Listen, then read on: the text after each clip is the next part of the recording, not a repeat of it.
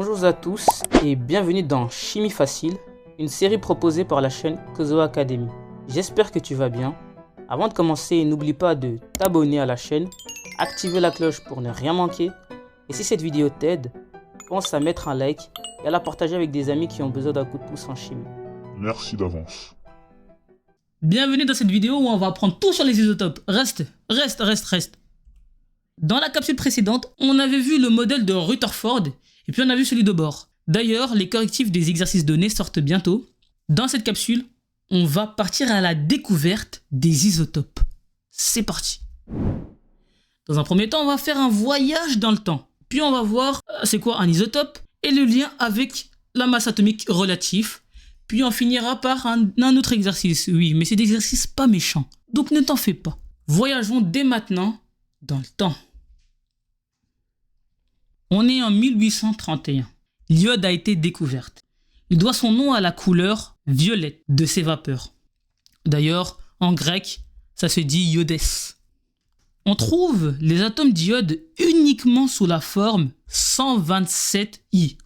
I pour iode, c'est le symbole de l'élément iode, et 127, c'est quoi? Ouais, c'est le nombre de masse, qu'on appelle aussi la masse atomique. Et donc on le trouve dans la nature uniquement sous cette forme. Il est présent partout, dans l'eau de mer, les organismes marins et même le corps humain. D'ailleurs, il est même indispensable au bon fonctionnement de la glande thyroïde. La glande qui se trouve dans ta gorge. mais, en cas d'accident nucléaire, ouais, c'est fâcheux, de l'iode radioactive est émis en grande quantité. Et c'est d'ailleurs l'origine des cancers de la glande thyroïde. Ça, c'est pas cool. C'est d'ailleurs pour cela qu'on donne aux personnes habitant près d'une centrale nucléaire des comprimés d'iodure de potassium. C'est pour saturer la thyroïde au point qu'elle ne puisse plus accepter d'iode radioactif. Maintenant, c'est vrai qu'il existe d'autres formes d'iode. Il y a l'iode 127 et il y a l'iode 125. D'ailleurs, ils étaient utilisés en médecine, l'un dans le domaine de la radiologie et l'autre dans le traitement du cancer de la prostate. Ok. Iode 127, iode 123, iode 125. Mais le tableau périodique, il nous donne pas ça. Il nous donne pas 123, il nous donne pas 125. À la limite, il nous donne 127. Encore 126,9 et des poussières. Pourquoi maintenant on me parle de 123 hein? Le 123, c'est pas pour un autre atome. Non, mon ami. On parle bien de la même élément chimique, l'iode. Ne t'en fais pas. Cette écriture-là, quand le 127 ici qui se trouve là, ou encore le 123 et le 125, eh bien, cela indique la masse atomique de l'iode. Ok? Et donc, la masse atomique, c'est quoi? C'est le nombre de nucléons. P+, plus N degrés, c'est-à-dire le proton plus le neutron. On a fait la somme du proton et du neutron qui est présent dans l'iode. Et on a eu 127 pour cet iode-là. On a eu 123 pour celui-ci et 125 pour celui-ci. Ah là là. Qu'est-ce qui pourrait expliquer cette différence? Je vais te l'expliquer. On sait que le nombre de protons, alors si tu ne le savais pas, je te le dis, Z est invariable. Le nombre atomique est invariable. Le nombre de protons dans un atome est invariable. Si on te dit que le carbone, dans le carbone, il y a 6 protons, pour tous les carbones, il y a 6 protons. Maintenant, il y a une chose qui peut être variable. Et c'est ce qu'on va voir tout de suite. Ce qui cause cette différence, ce n'est pas le Z, car comme je l'ai dit, il est invariable. Z indique le nombre de protons. Le nombre de protons est invariable. Ce qui cause cette différence, c'est le nombre de neutrons alors. Car j'avais dit quoi? Ici, c'est le proton plus le neutron. Donc si celui-ci ne change jamais, celui qui change, c'est le neutron. C'est lui qui cause cette différence entre le 127, 123 et 125. Et ouais. La masse atomique relative d'un élément chimique n'est pas entier. Tu peux regarder ton tableau périodique. Hydrogène, on te met 1,01. Pour l'iode, on t'a mis 126,9 et des poussières. Et quand tu l'arrondis, tu tombes sur 127 ici. Et donc, le nombre atomique d'un élément chimique n'est pas en entier. Pourquoi? Eh bien, c'est parce que c'est la moyenne pondérée des masses de ces isotopes. Et c'est là que je t'introduis le concept d'isotope. Eh oui, voici l'isotope de l'iode. Il y a 127, 123, 125. Ce sont des isotopes de l'iode. Maintenant que je t'ai parlé d'isotopes, il faut que je t'en donne une définition. Ok. Voyons la définition maintenant. Les isotopes, eh bien, c'est des atomes d'un même élément chimique. Et c'est là que tu comprends la distinction. Je t'avais dit jusqu'ici, oui, tu peux dire atome, élément chimique et parler de la même chose, ça passe. Là maintenant que tu sais ça, ça ne passe plus. Maintenant, tu vois la différence entre un élément chimique et un atome. Parce que là, l'isotope, la définition de l'isotope te le dit. Les isotopes, c'est quoi? C'est des atomes d'un même élément chimique.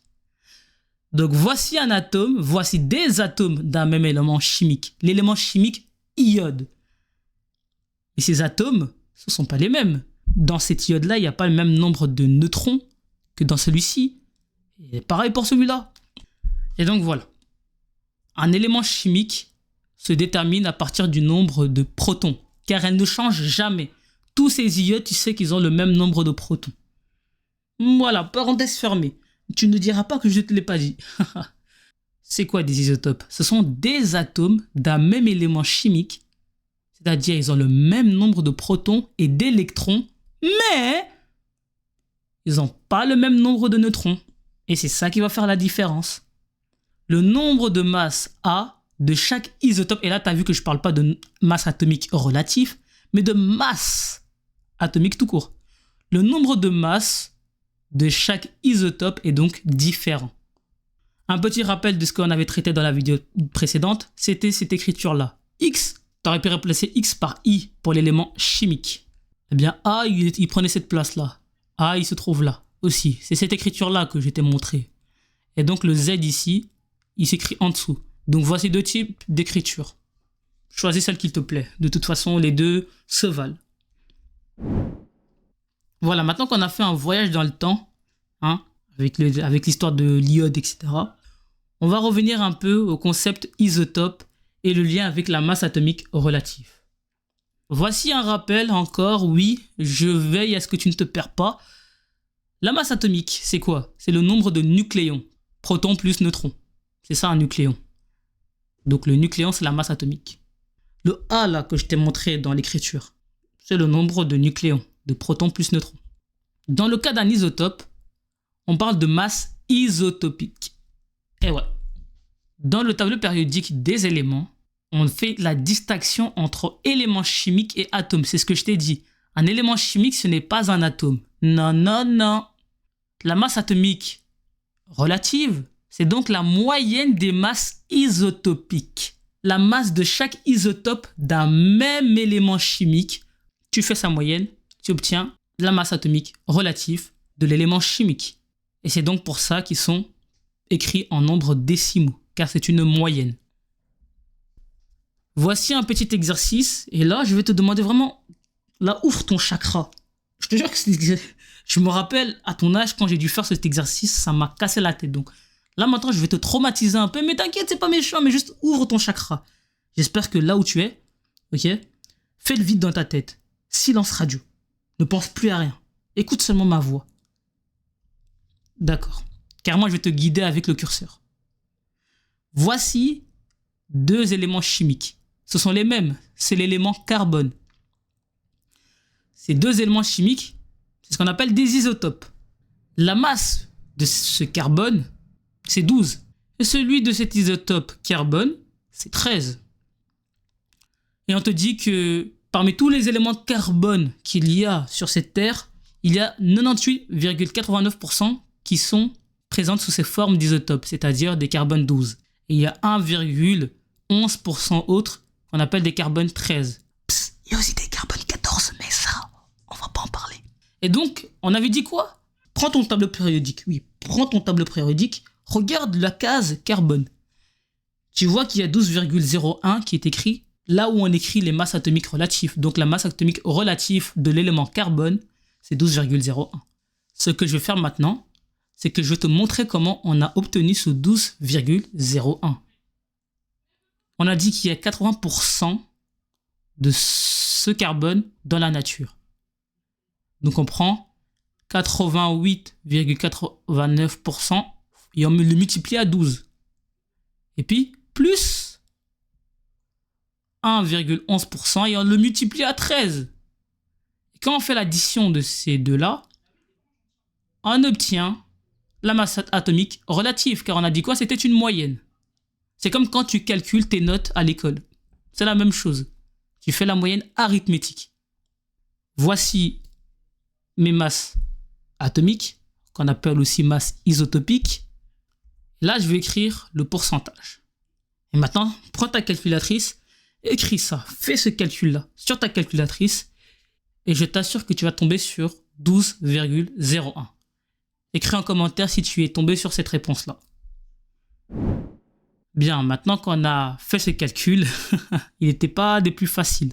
Et j'espère que tu l'as comprise un peu, la démarche en tout cas, car tu vas y en avoir un de ce style en exercice.